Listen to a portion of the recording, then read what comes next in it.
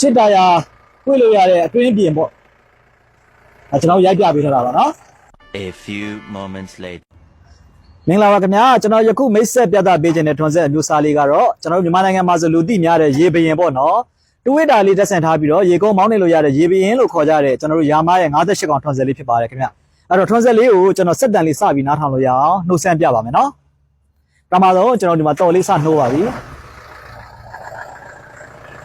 စက်တန်လေးကတော့ညင်ညောင်းပြီးတော့ညင်ရုံးဆွဲလေးကောင်းမဲ့တန်လေးပါပဲနော်ဒါခေါ်လေးမှောက်သွားပါပြီနော်ကျွန်တော်ဒီနေ့ရှေ့တွန်းနောက်ဆုပ်လေးကျွန်တော်လုပ်ပြမယ်နော်ဝေးရှေ့တွန်းနောက်ဆုပ်လေးလုပ်ပြပါဦးနည်းနည်းမောင်းဆန်းကြည့်မယ်ပေါ့ဗျာ